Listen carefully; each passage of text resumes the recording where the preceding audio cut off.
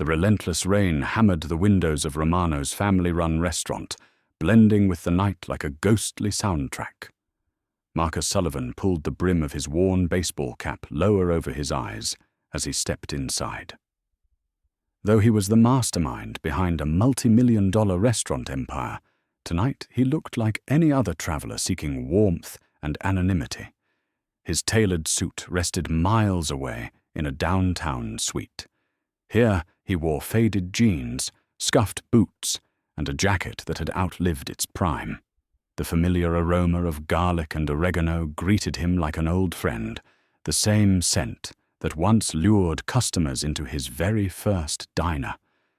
But something about this place didn't sit right.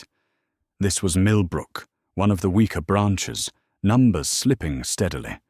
He knew the signs: staff disengagement, customer complaints, corners being cut. The hostess barely looked up from her phone, purple streaks in her hair falling into her face as she chewed gum lazily and handed him a laminated menu without eye contact. "Just one?" she muttered. "Yes, ma'am," he replied, slipping into the rural drawl he'd perfected over the years. Somewhere quiet would be nice. She led him to a booth in the corner. The vinyl seat hissed as he sat, the cracks patched with strips of silver duct tape. He ran a hand along the edge of the table. Sticky.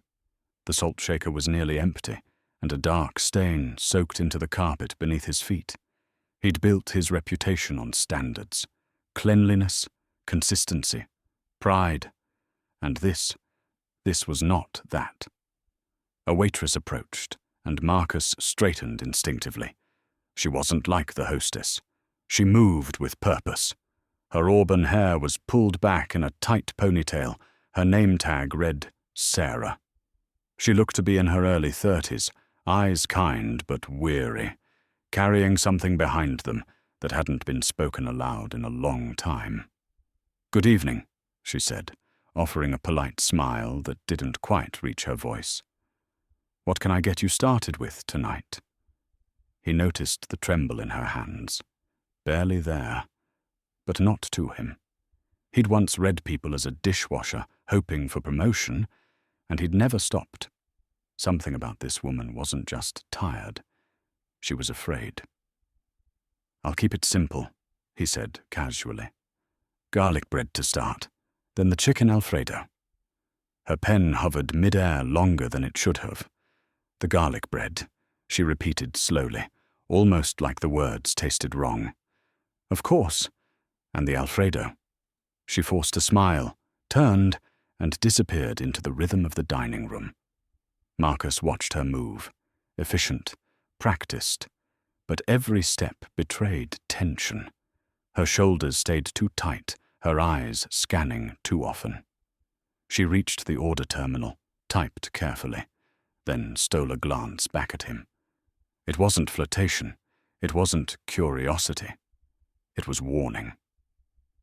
Around him, the restaurant moved in familiar rhythms. Children laughed at booths nearby.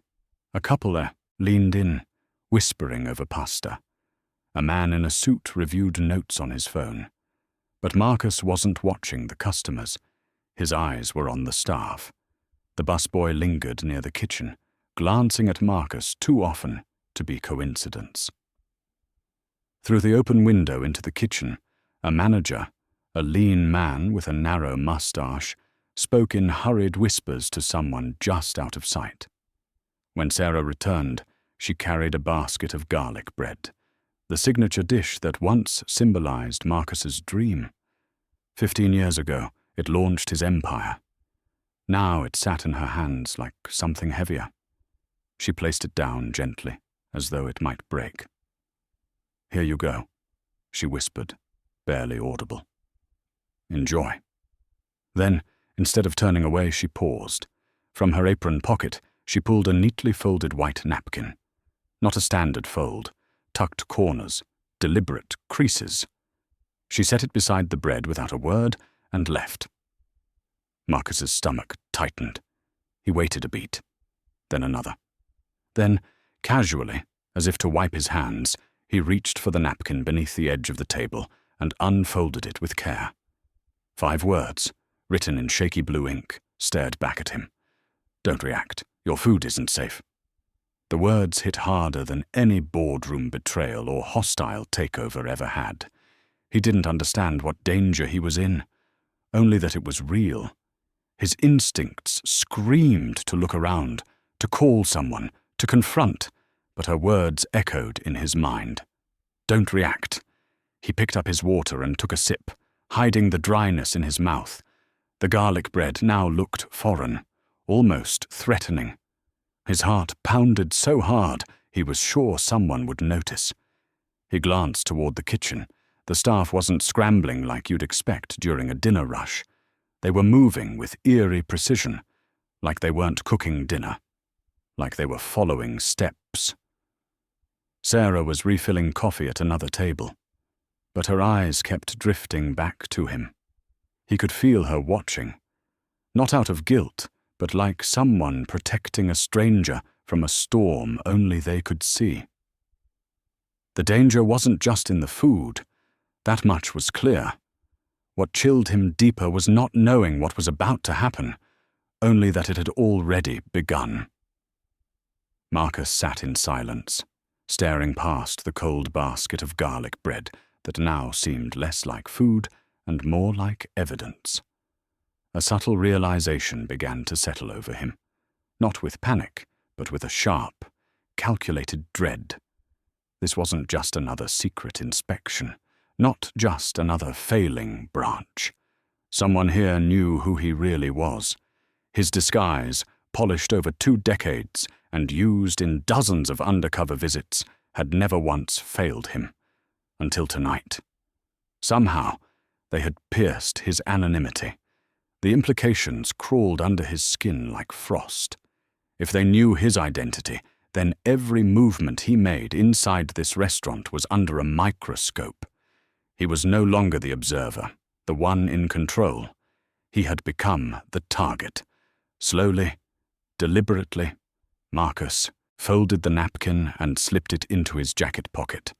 His instincts shouted for him to run, to vanish before things escalated. But fear, however loud, never led his decisions. He'd survived the ruthless business world by learning when to bluff, when to fold, and when to sit stone-faced while the building burned. He took another sip of water. It was a performance now, a delicate play in which the wrong expression, the wrong breath, could reveal too much. He let his eyes wander across the dining room with manufactured boredom, just a tired salesman killing time before another night in a cheap motel. Inside, though, every neuron fired in overdrive. The busboy, he'd been circling Marcus's booth too often, never straying far. Too much repetition, too much control. It wasn't just an odd habit. It was surveillance. Sarah returned. Her steps were fluid, her tone even, but Marcus caught the way her left heel hesitated for half a second. "How's everything so far?" she asked, the question routine.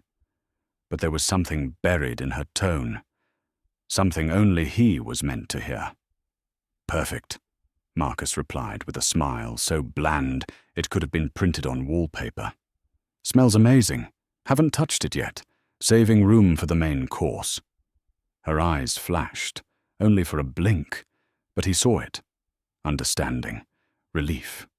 He wouldn't eat it. She didn't have to say more. She reached for his water, refilling it with careful hands. Their conversation drifted into meaningless chatter, the kind strangers share to fill space. "Been here long?" he asked. 2 years, Sarah said, her voice finally finding firmer ground. "Quieter on weeknights. You traveling through?"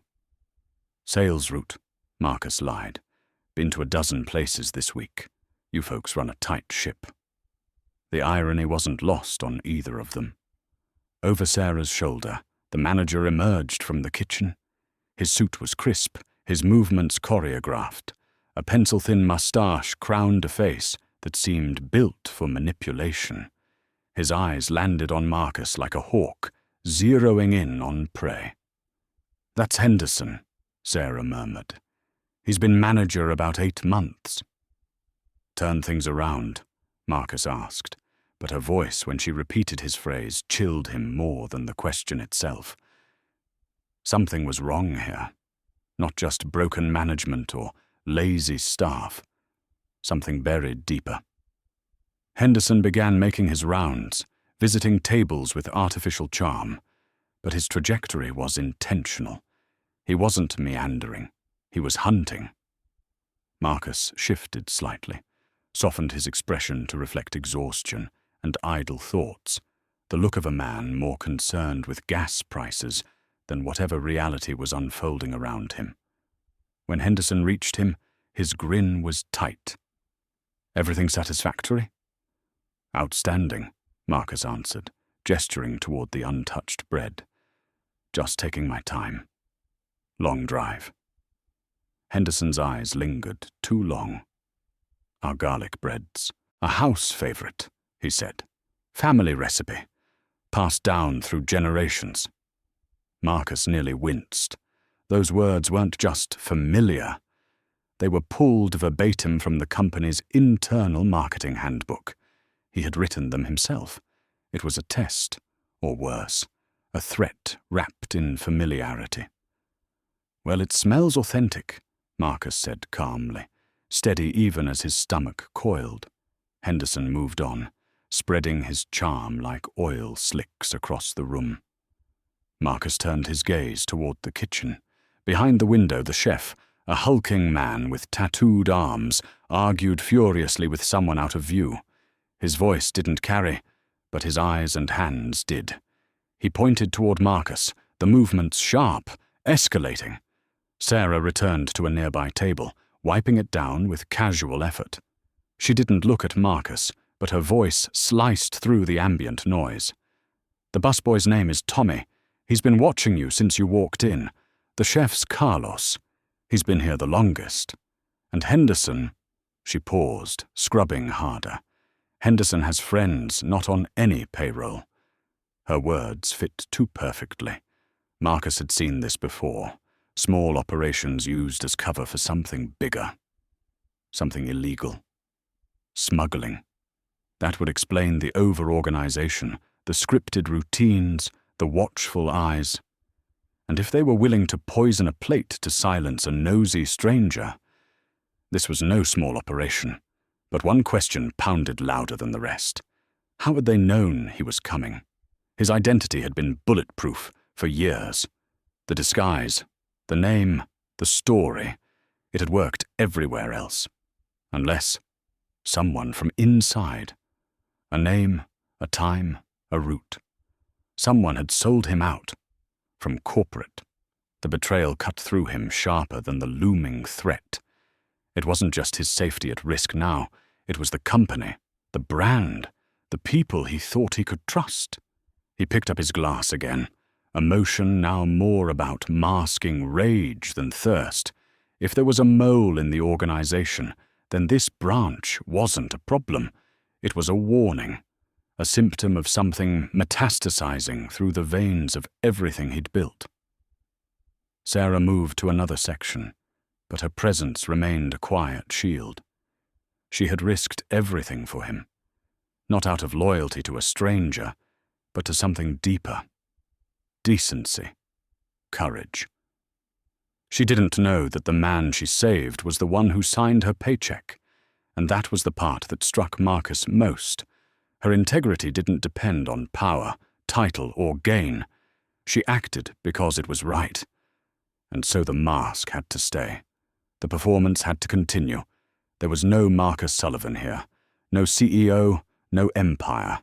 Only a tired salesman, adrift in Middle America, oblivious to the storm swirling around him. Inside, Marcus was already orchestrating his next move. The discovery in the kitchen had flipped the script, and now every second felt like both a countdown and a chess clock. He let 10 full minutes pass, biding his time like a seasoned strategist who knew the power of the right moment. By now, the restaurant had filled with diners, their laughter and clinking cutlery creating a perfect curtain for what he was about to do. Stretching like a man stiff from the road, he rose casually from his seat. "Excuse me," he said to Sarah, his voice loud enough to be overheard. "Could you point me to the restroom?" Her answer was neutral, controlled. "Just down that hallway, past the kitchen." He nodded politely, stepping into a corridor dimly lit and lined with framed photos of smiling families eating Romano's signature meals. His meals. That bitter irony pressed against his ribs like a bruise. The men's room sat at the end of the hall, but that wasn't his destination. A narrow service corridor branched to the left, marked by a faded "Employees Only" sign, a wall most patrons would never cross. Marcus did. The air here changed immediately. Bleach and something else. Something industrial, chemical, out of place. He moved with the quiet precision of someone who had once cleaned floors, who knew how to disappear even in fluorescent light. Each step across the old linoleum was measured, soundless. He pressed himself against the cool wall just outside the kitchen's back entrance, where a half-cracked fire door gave him a sliver of visibility. And what he saw froze the blood in his veins. The kitchen was alive with motion, but only half of it was food service. Near the line, cooks worked fast, plating pasta and salads. But tucked into a shadowed corner, a second operation buzzed like a hidden engine. Carlos, the tattooed head chef Sarah had quietly named, stood over 3 men, none of whom wore uniforms. They weren't chopping vegetables. They were packaging electronics, tablets, phones, even small laptops, wrapped in plastic, sealed in vacuum bags, and slipped into the false bottoms of commercial food containers labeled with legitimate supplier names. Marinara. Alfredo. The very brand he had spent years perfecting was now being used as camouflage for smuggling. It was bold, genius, corrupt to the core. "The Tuesday shipment needs to be out by midnight," Carlos barked. "Richardson's people are getting impatient." That name, Richardson. Marcus memorized it instantly, though it meant nothing to him yet. But instinct told him it would. "Hey, what about our friend at table 12? A new voice asked. Carlos looked toward the dining room, his mouth tightening. "Henderson thinks he's corporate. Maybe another surprise inspection." Then another man stepped into view. He wore no uniform, just a street jacket and a crooked grin. Real shame about the last one. Hope this guy's stomach is stronger. Marcus felt his entire body go cold. They were casually discussing poison. How many people had they harmed? How many whistleblowers silenced in the most literal, stomach-churning way? Sarah was right. This was deeper than he imagined. And now, she was in danger too. "She's been acting weird all night," Carlos muttered. "Keep an eye on her." The surge of protectiveness that rose in Marcus nearly overpowered his strategy. Sarah had risked everything, without knowing who he was, to save a stranger. And now, she was under suspicion. Henderson stormed through the main kitchen entrance, face flushed, words tumbling out in a rush. "Change of plans," he said. "Just got word. This isn't just some inspector." Marcus held his breath. "It's Sullivan, the big boss himself." Silence fell over the room, even as his mind screamed. They knew, not suspected. Knew. Someone had outed him. Someone with access to internal schedules, to his movements. Someone from the top. "Doesn't matter now," Henderson said, his voice dropping. "Richardson says he doesn't leave this building alive." The words didn't shock Marcus. They solidified what he'd already begun to suspect. Richardson wasn't a third-party fence or local criminal. He was embedded, high in the company ranks. He had access. He had influence. And he had no fear of spilling blood to protect his operation. Marcus backed away from the door, his mind spinning, but his body calm. Every instinct told him to get out now, but not just for himself. If they killed him here tonight, they wouldn't just silence a man. They would take the entire company with him. He'd built this place from the ground up. He wouldn't let them rot it from the inside out. As he re-entered the dining room, the normalcy of it all struck him as surreal. Silverware clinked against the plates. A toddler squealed in delight. A couple laughed softly over shared dessert. It was the last place you'd expect a murder plot to unfold. But as Marcus slid back into his booth, his eyes immediately caught the change. The garlic bread had been replaced. Identical basket. Same arrangement. But now, the bottom was slightly damp, an oily residue seeping through the weave. The golden crust shimmered just a bit too much under the soft light, and beneath the warm scent of baked garlic was the faintest chemical note, so subtle that an unsuspecting diner wouldn't question it.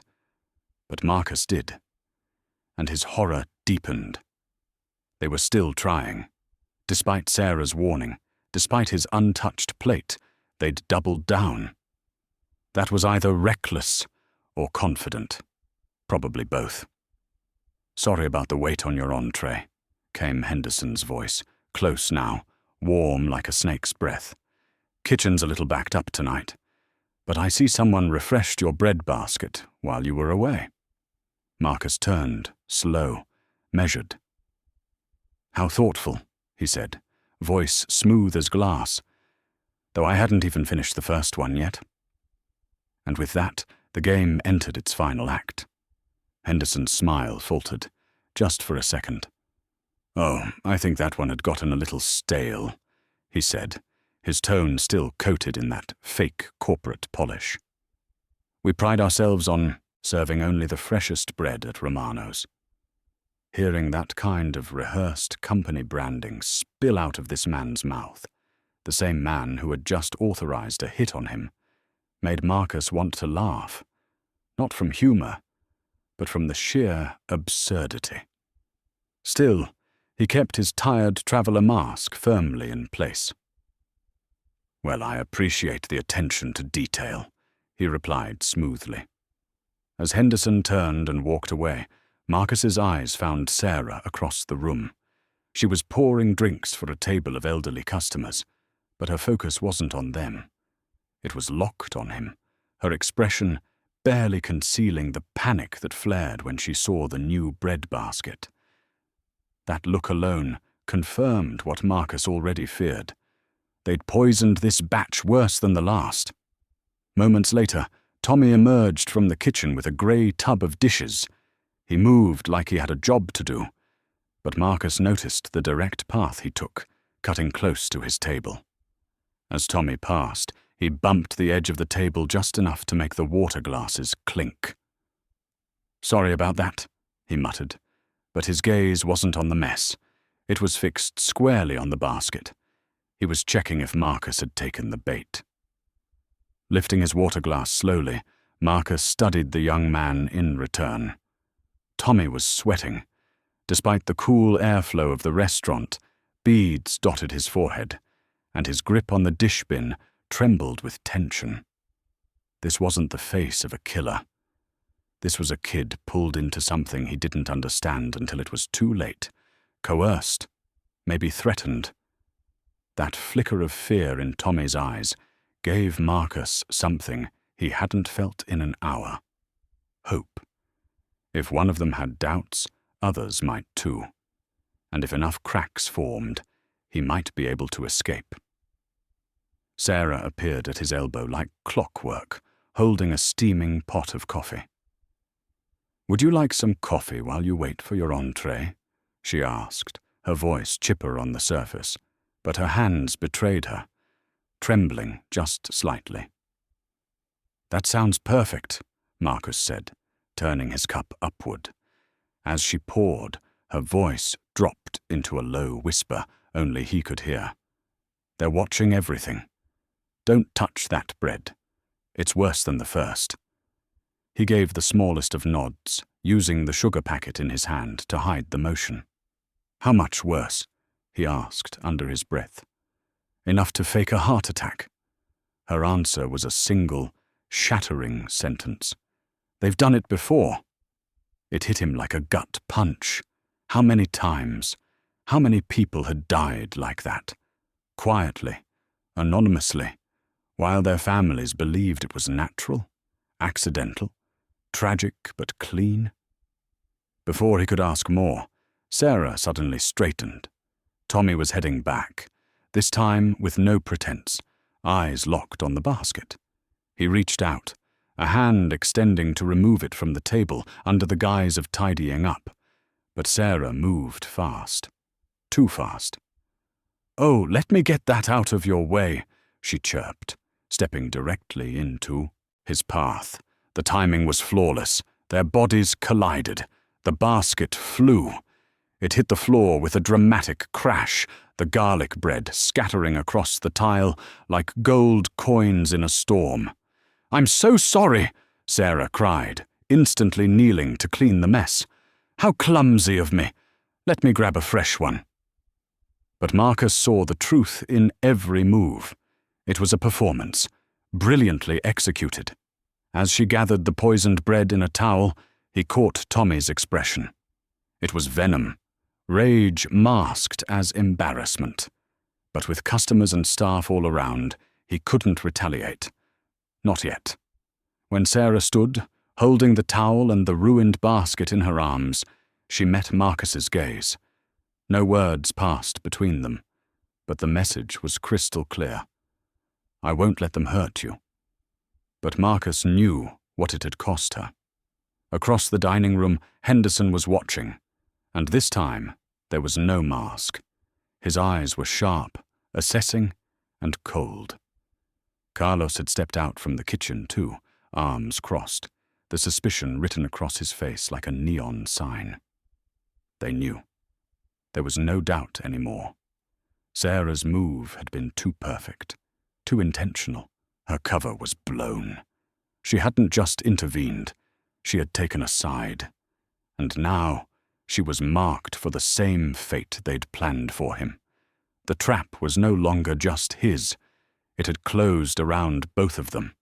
All around, the room was shifting. Staff whispered near the host stand. Kitchen doors flapped open and shut with new urgency. Carlos had stationed himself near the kitchen's exit, no longer cooking but guarding. Marcus felt the walls narrowing around them both. They had minutes, maybe less. He needed answers, and more than that, he needed Sarah out of this place, alive. With practiced ease, he stood, stretching like a man preparing to hit the road after a long dinner. He pulled out his wallet. "Check, please," he called, loud enough for half the restaurant to hear. "Early morning tomorrow. Gotta hit the road." It was subtle, but it served its purpose. Henderson's face flickered with something unspoken. Surprise, then calculation, then polite submission. He couldn't stop a customer from leaving, not without creating a scene. But Marcus saw his eyes flick toward Tommy and another server, the silent signal for Plan B. Sarah returned with practiced professionalism, though her face had lost all color. "I'll get your check right away, sir." Marcus leaned forward, raising his voice slightly for effect. "Actually, I'm feeling a bit light-headed. Probably just a long day on the road. Do you mind if I get some fresh air while you total that up?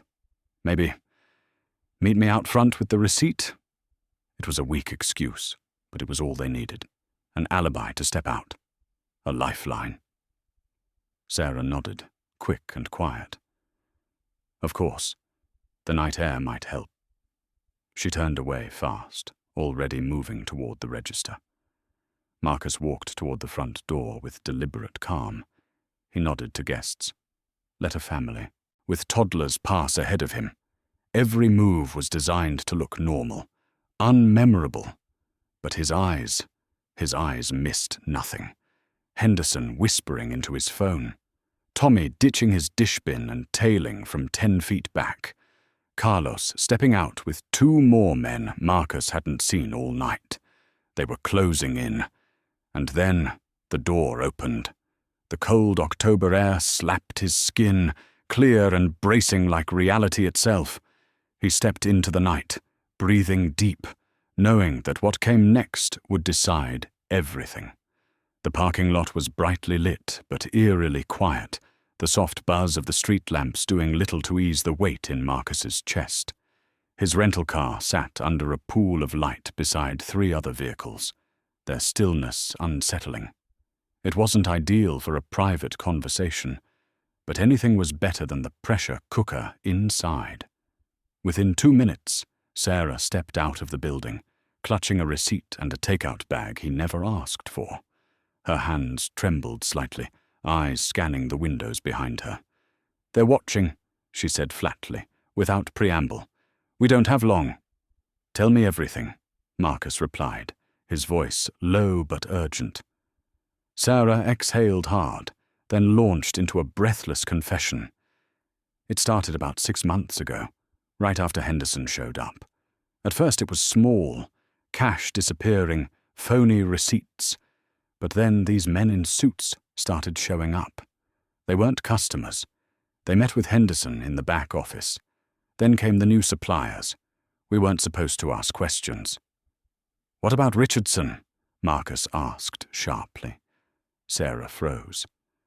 "How do you know about—" She stopped, studying him in the half-light, realization blooming across her face. "You're not a traveling salesman, are you?" Marcus took a breath. No more lies. "My name is Marcus Sullivan. I own Romano's, all of them." Her shock hit like a wave, eyes widened, jaw slackened. But behind it was something deeper, terror. "Oh God, they know. That's why—" She pressed her hand to her mouth. "Earlier today," she said shakily, "I was cleaning near the office. Henderson was on speaker with someone. The voice said, 'Make sure the boss never leaves town. The operation's too big to lose now.'" "You heard him say, 'Richardson'?" Marcus pressed. "Yes, Henderson called him Sir. Said he'd take care of it. Said you wouldn't be a problem much longer." Then her voice dropped lower. "And he said not to worry about corporate asking questions. Richardson would bury any investigation at the top." Marcus didn't need the rest spelled out. That level of control meant Richardson wasn't just part of the business. He was near the center, board level, executive tier. Someone Marcus had shared rooms, flights, decisions with. It was betrayal not just of trust, but of everything he'd built. "There's more," Sarah whispered. "I overheard talk about other cities. Dallas, Phoenix, Denver. This is bigger than Millbrook." Marcus felt his gut twist. His empire, his pride, had been methodically hollowed out by the very people he trusted to protect it. "You need to disappear," he said, more command than suggestion. "Tonight. Take whatever you have and run. These people won't hesitate." But Sarah shook her head, her voice steady for the first time. "I can't. My daughter's here. This is our life. And someone has to help stop them." Marcus opened his mouth to argue, but her eyes shifted. Alarm widened them. "They're coming!" He turned. Henderson and 3 others were emerging from the building, eyes locked, moving with purpose. It was no longer a game. The trap was about to snap shut. "Get in the car," Marcus ordered, and Sarah didn't hesitate. She slid into the passenger seat, just as he fired the engine to life. Henderson broke into a sprint. Tires screeched, rubber burned, and they were gone, vanishing into the night with Henderson already barking into his phone. "Where are we going?" Sarah asked, adrenaline threading her voice. "Someplace safe," Marcus said, his mind already 3 steps ahead. "But first, Did you ever hear Richardson's full name? Did Henderson ever slip up? Sarah closed her eyes. No, I never saw him. But Henderson once said something to Carlos, bragging, that Richardson had an office next to the big boss himself. Marcus's heart dropped. That office belonged to one of 4 men, his 4 senior vice presidents, people he had chosen, trusted, invited into his home, sat beside during holiday dinners. That betrayal stung in a way nothing in business ever had. 36 hours later, Marcus Sullivan walked into the Millbrook Romanos again. This time, he wore a charcoal suit sharp enough to cut glass. He wasn't alone. Flanking him were FBI Special Agent Catherine Brooks and 2 corporate investigators from his legal team. Behind them walked Sarah, nervous but resolute, wearing a wire and holding a folder of photos she'd taken secretly during her shifts. The breakfast crowd stared. Whispers spread. The purple-haired hostess dropped her phone. Henderson emerged from the back office and immediately froze. Recognition struck first, then disbelief, then something much colder. Fear. "Mr. Sullivan," he stammered, suddenly small. "If I'd known you were coming, I would have, like the garlic bread you served me Tuesday night." Marcus cut him off. The blood drained from Henderson's face. The staff began to piece it together. Carlos stepped from the kitchen, took one look at the federal agents, and turned to bolt. He made it 3 steps before being tackled to the floor. "Ladies and gentlemen," Marcus announced calmly, "I'm Marcus Sullivan, owner of this chain. Some of you have been involved in serious criminal activity. Those who cooperate will be treated fairly. Those who don't will not." Tommy raised his hand like a panicked schoolboy. "I didn't want to. They threatened me." Others followed. One by one, the truth came out. The house of cards collapsed. 2 hours later, Marcus stood in his corporate headquarters across from James Richardson, Senior VP of Operations, and the man he once called friend. The office was being stripped apart by FBI agents, boxes of evidence stacked like monuments to betrayal. "You turned 23 restaurants into criminal fronts," Marcus said. "How long were you planning to keep this going?" Richardson couldn't meet his eyes. "The margins were incredible. We could have been partners." "Partners?" Marcus's voice sharpened. "You tried to kill me." As Richardson was led away in cuffs, Marcus returned to his office. Sarah was waiting, dressed modestly, but proud beside Agent Brooks. "I owe you everything," he told her. "Your courage didn't just save my life, it saved this company." "I did what anyone would do," she said softly. "No," Marcus corrected, voice steady. "You did what a leader would do. That's why I'm making you Regional Operations Manager. You'll oversee the recovery of every location they compromised." 3 months later, Marcus stood again inside the Millbrook Romanos. It had been gutted, redesigned, reborn. Sarah now ran the location with calm authority. Sales had doubled. The team was loyal. The garlic bread, golden, fragrant, untouched by corruption. But Marcus knew better now. It wasn't the bread, or the branding, or even the buildings that made his empire great. It was the people, the brave, unseen heroes who chose to do what was right even when it cost them everything. He had almost lost everything to betrayal. But in the end, redemption had come from the most unexpected place. And this time, he would never take it for granted again.